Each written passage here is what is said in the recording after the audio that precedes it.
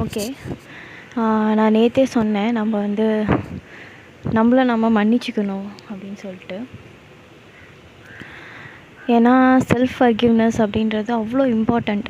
நம்ம நம்மளை ஹர்ட் பண்ணியிருப்போம், நம்மளுக்கு தெரிஞ்சோ தெரியாமலோ நம்மளோட இன்னர் சைல்டு ரொம்ப பாதிக்கப்பட்டிருக்கோம். அது எதுவுமே பேசாது, உங்ககிட்ட சொல்லிக்கிட்டே இருக்காது. ஸோ அது ஒரு கட்டத்தில் என்ன ஆகிடும், சைலண்ட் ஆகிடும். யாரும் நமக்காக எதுவும் பண்ண மாட்டாங்க, நம்மளை கண்டுக்க மாட்டேங்கிறாங்க அப்படின்னு சொல்லிட்டு அது அப்படியே சைலண்ட் ஆகிடும். அது உங்கள்கிட்ட பேசுகிறதே ஸ்டாப் பண்ணிவிடும். ஸோ நீங்கள் முதல்ல அதுக்கிட்ட சாரி கேட்டு பழகுங்க. உங்கள்கிட்ட நீங்கள் சாரி கேட்டு பழகுங்க. அதுதான் பெஸ்ட்டு மெடிசன். நம்ம வெளியில் தேடுற நிறைய மருந்து, நிறைய விஷயங்கள் வெளியில் தேடிட்டுருப்போம். ஆனால் நம்மளால் நமக்கு நிறைய கொடுக்க முடியும். அது நமக்கு தெரியல. நம்மளோட ட்ரூ பவர் எங்கே இருக்குது அப்படின்றது நமக்கு தெரியாத வரைக்கும் தான் நம்ம வெளியில் சீக் பண்ணிக்கிட்டே இருப்போம். இது நமக்கு கிடைக்குமா, அது நமக்கு கிடைக்குமா, வெளியிலேருந்து யாராவது சின்னதாக நம்மளுக்கு அட்டென்ஷன் கொடுப்பாங்களா, கொடுக்க மாட்டாங்களா அப்படின்னு சொல்லி நம்ம சின்ன சின்ன விஷயம் வெளியில் ஏன் தேடுறோன்னா, ஏன்னா ஒரு செல்ஃபாக ஒரு விஷயத்தை நம்ம ப்ரொவைட் பண்ணிக்க முடியலைன்னா நம்மளால் வெளியில் எவ்வளோ தேடினாலும், எப்படிப்பட்ட பர்சன் வந்தாலும், அவங்க கொடுத்தாலும் அது நமக்கு பத்தவே பத்தாது. அதை ரெக்கக்னைஸ் பண்ணி, ஆமாம் அது இவ்வளோ வேல்யூபிளான ஒரு விஷயம் அப்படின்றத உணர்றதுக்கு கூட உங்களுக்கு தெரியாது. அது கிடைக்கும்போது அது ட்ரூவாக நீங்கள் என்ஜாய் பண்ணவே மாட்டீங்க. ஏன்னா நீங்கள் உள்ளே எம்டியாக இருந்துட்டு வெளியில் எவ்வளோ கொடுத்தாலும் அது உங்களுக்கு ஃபீலிங்காக இருக்காது. ஸோ அதனால் ஃபஸ்ட்டு நம்மக்கிட்ட சாரி சொல்லணும். யார் ஹர்ட் பண்ணியிருந்தாலும் சரி, நீங்கள் ஒரு கொஷின் கேட்கலாம், யாரோ ஹர்ட் பண்ணதுக்கு என்கிட்ட நான் ஏன் சாரி கேட்கணுன்னு.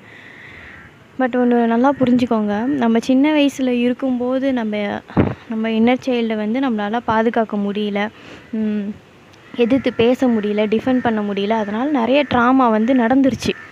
பட் இப்போ நம்ம பெருசாகிட்டோம், நம்ம அடல்ட் ஆகிட்டோம், அடல்ட் செல்ஃப். ஸோ நம்ம இப்போவும் அதை ப்ரொடெக்ட் பண்ணலை அப்படின்னா அது வெளியில் இருக்கவங்கக்கிட்ட கோச்சிக்காது. வெளியில் யாரோ ஒருத்தவங்க திட்டாங்க, வெளியில் இருக்கவங்க ஹர்ட் பண்ணிட்டாங்கன்னா அவங்க மேலே அந்த கோவத்தை காட்டாது, நம்ம மேலே தான் நம்மளுக்கு கோவம் இருக்கும்.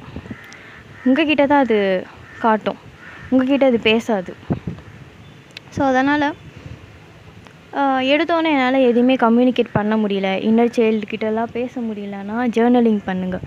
கொஞ்சம் கொஞ்சமாக உங்களுக்குள்ளே இருக்க எல்லாத்தையும் வெளியில் கொண்டு வாங்க. லேயர் பை லேயராக உள்ளே என்ன இருக்குது அப்படின்னு சொல்லிட்டு நீங்கள் ஒரு பேப்பரில் எழுதும்போது உங்களுக்கு தானாக, ஏன்னா நிறைய விஷயம் நம்ம பேசுகிறப்ப கூட மறந்துடுவோம். இதுக்காக தான் செல்ஃபாக நம்ம உட்காரணும். நம்ம கூட நம்மளோட கம்பெனியை நம்ம என்ஜாய் பண்ண கற்றுக்கணும்னு சொல்கிறது. அது ஏன்னா நமக்கு முழுசாக தெரிஞ்சிருந்தால் மட்டும்தான் அடுத்தவங்களால் நம்மளை எப்படி நமக்கு என்ன வேணும் அப்படின்னு நமக்கு தெரியும். அவங்கக்கிட்ட இதை நீங்கள் எனக்கு ப்ரொவைட் பண்ணுங்கன்னு கிளியராக கேட்க முடியும். நம்ம வைபும் அதை தான் கன்வே பண்ணும். நம்ம எனர்ஜெட்டிக்கலி நம்மளை தெரிஞ்சிருக்கணும் முழுசாக. நாம் இப்படிப்பட்ட ஒரு பர்சன், இப்படி இருக்க ஒரு கோர் வேல்யூ உள்ள பர்சன், எனக்கு இதெல்லாம் ஸ்ட்ரென்த்து, இதெல்லாம் வீக்னஸ்ஸு, இந்த மாதிரி பர்சனோட நான் பழக மாட்டேன், எனக்கு இதெல்லாம் பிடிக்காது, இந்த கேரக்டர்லாம் இருந்தால் எனக்கு பிடிக்காது. ஸோ அப்போ உங்கள் கேரக்டர் என்ன அப்படின்னு உங்களுக்கு ஃபுல்லாக உங்களை தெரிஞ்சிருக்கணும். உங்களை பற்றின ஃபுல் டீட்டெயில் உங்களுக்கு தெரிஞ்சிருந்தால் மட்டும்தான் உங்கள் கூட இருக்கிற அந்த எக்ஸ்ட்ரா கேரக்டர்ஸ் இருக்குது இல்லையா, உங்கள் லைஃப்பில் ஆட் ஆகிற மற்ற கேரக்டர்ஸ் எல்லாத்தையும் நீங்கள் டிஃபைன் பண்ண முடியும். இப்படிப்பட்ட கேரக்டர் தான் எனக்கு வேணும், இப்படிப்பட்ட பார்ட்னர் தான் எனக்கு வேணும், இப்படிப்பட்ட ஃப்ரெண்டு தான் எனக்கு வேணும், இவங்களோட தான் எனக்கு வைப் ஆகுது, இவங்க தான் எனக்கு எனர்ஜெட்டிக்கலி ரொம்ப அலைன் ஆகுறாங்க, என்னோட கோர் வேல்யூஸுக்கு பொருந்துகிற மாதிரி இருக்காங்கன்னு சொல்லி உங்களுக்கு தெரியும். ஸோ அதுக்கு உங்களை நீங்கள் நல்லா ஸ்டடி பண்ணணும். டைம் எடுத்து உட்காருங்க. ஆனால் யாருமே நம்ம கூட நம்ம டைம் ஸ்பெண்ட் பண்ணுறதுக்கு அவ்வளோ போரிங்.